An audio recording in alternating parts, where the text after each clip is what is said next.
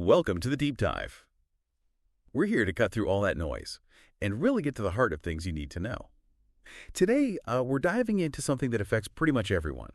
You know, the constant struggle with what to eat, that background buzz some people call food noise, and, well, just trying to figure out what's actually good for us. So, for this deep dive, we're exploring ultra-processed foods, or UPFs. You've probably heard about them. We'll look at their effects, which can be kind of surprising. But we're not just sticking with the problem. We're also going to unpack a really hands-on solution from one person. It's personal. It's inventive. We're using the work of Dr. Lev Nemotin, Ph.D., specifically his PROTOCUBES preparation guide. We'll dig into why he started this, the problem he's tackling, and this, frankly, pretty clever product he designed. Sounds kind of tasty, actually. Okay, let's unpack it. By the end, you should have a much better handle on not just what foods might be tricky, but maybe a practical way to think about building healthier habits, like a shortcut to being more mindful about food. So Dr. Nemotin's journey here, it didn't start in some fancy academic setting. It was way more personal than that. He mentions listening to several podcasts relating to ultra-processed foods. That got him thinking about their across-the-board negative effects. They found it really impactful, but the real trigger, the thing that pushed him into what he called exploratory action, was one specific article from the Wall Street Journal, right, that WSJ piece. It was about this experiment, a month long, by a science journalist, Michaeleen Doucleff, and her family. Their goal was simple: cut out all ultra-processed foods. And the article gave a really useful definition, basically. Foods with additives or ingredients not found in a home kitchen. That definition really hits home, doesn't it? It covers so much of what's readily available, you know, the crackers, cereals, snack bars, even sweetened drinks, things with emulsifiers, artificial sweeteners, stuff you wouldn't just have lying around your pantry. Exactly. And Dr. Nemotin found what happened next really compelling.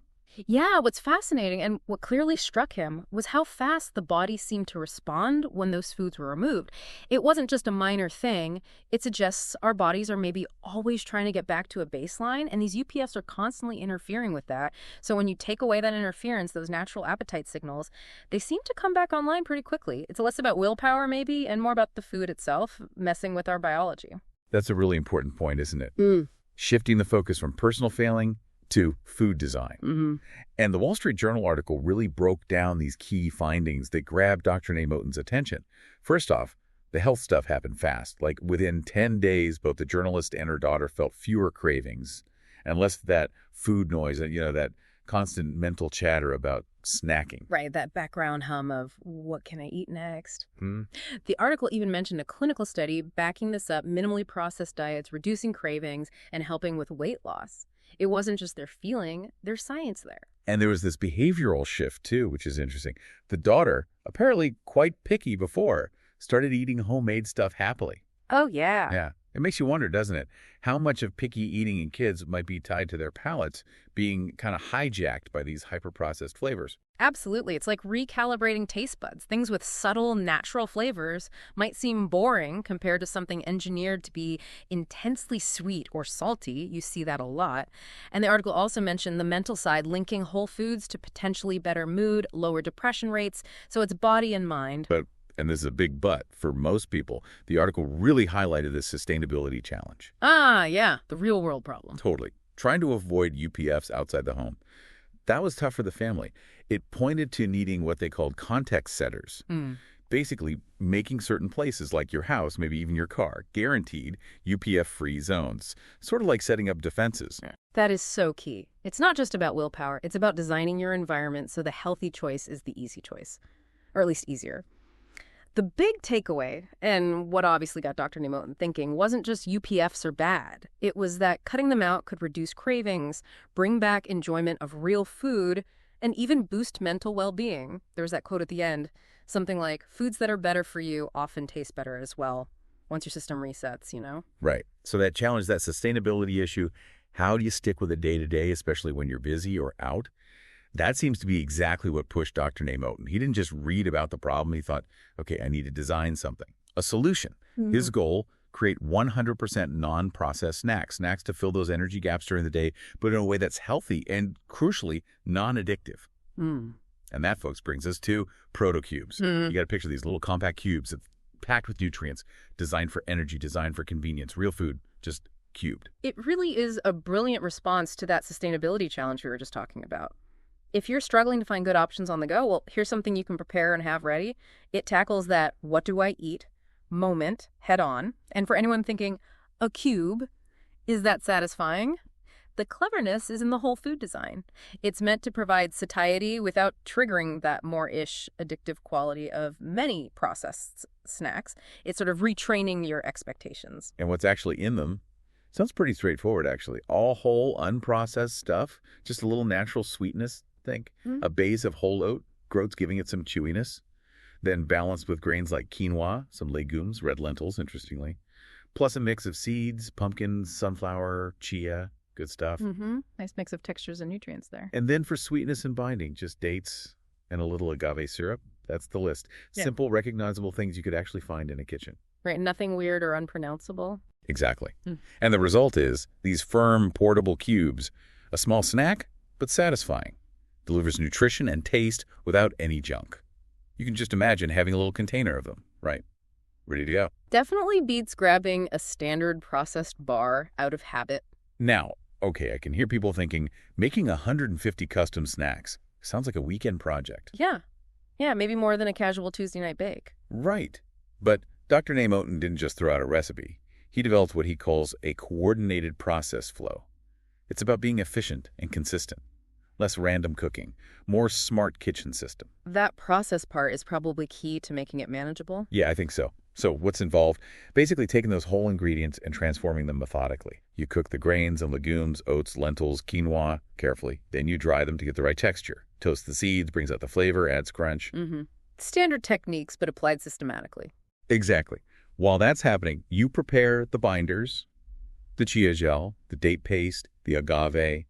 Then it all gets mixed together really well and formed into these precise little cubes. That coordinated thoughtfully idea is really important, isn't it? It shows how simple, basic ingredients, when you treat them right and combine them intelligently, can pack a real nutritional punch. And maybe the lesson for listeners isn't necessarily go make 150 cubes right now unless you want to, but it's about that mindset, applying some thoughtful prep to whole foods, whatever that looks like for you, making a batch of something healthy for the week, maybe? Good point. It's the principle. Yeah. But the details here are kind of fun, too. He's really aiming for consistency. Like you said, the guide is for a batch of 150 cubes, and he specifies the size, 0.75 inches by 0.75 inches by 38ths of an inch thick. That's precise. Wow, okay. Definitely an engineer's approach to snack making, but that precision probably helps with portion control and consistency, too. Totally. Imagine having that stash ready. So satisfying. And nutritionally. Each little cube, about 3.5 grams, gives you around 25 calories, about 0.6, 0.7 grams of protein, 1.2 grams of fat, 2.4 carbs, with only about a gram of that being natural sugar and nearly half a gram of fiber.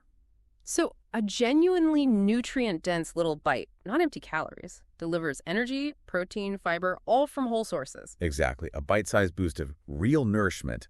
And what I find really cool is Dr. Moten's commitment to actually testing this himself in the real world. He's not just publishing a guide and walking away. He says he's going to make them and consume them with his family. Yeah. It's a personal experiment. That's huge. It speaks to the value of, well, personal experimentation, what scientists sometimes call N of 1. We can read all the studies, but figuring out what works for your body or family often means trying things out thoughtfully. He's not just making snacks. He's modeling a kind of self-aware, empirical approach to health, which is something we can all probably learn from. For sure. And he actually promises to share what happens, he writes. I will report on it once I run and consume within my family the first 150 PROTOCUBES. Oh, interesting. Yeah. So that creates a bit of suspense, doesn't it? We might actually get a follow-up on how the PROTOCUBE experiment went for them. Definitely something to look out for. Okay, looking forward to that potential update. So let's wrap this up. We've journeyed through the research on ultra-processed foods, that weird food noise they can generate. And we've seen how one person, Dr. Michaeleen Doucleff, took those insights and didn't just complain, he created something practical. PROTOCUBES, a whole food solution born from personal exploration. Right. It really highlights that core idea. Simple ingredients, when coordinated thoughtfully, can yield powerful nutrition. It's about being intentional with our food prep for better health. It might take effort, but the payoff seems pretty significant. So here's a final thought for you listening. What's one small, deliberate thing you could do this week to nudge your diet towards more whole, unprocessed foods? Or maybe, is there an everyday challenge in your life that you could tackle with a bit of that Moten spirit, some scientific curiosity, mixed with a dash of practical creativity. Food for thought, right? Thanks for joining us on the deep dive. Keep asking questions, stay curious, and we'll catch you next time for another exploration.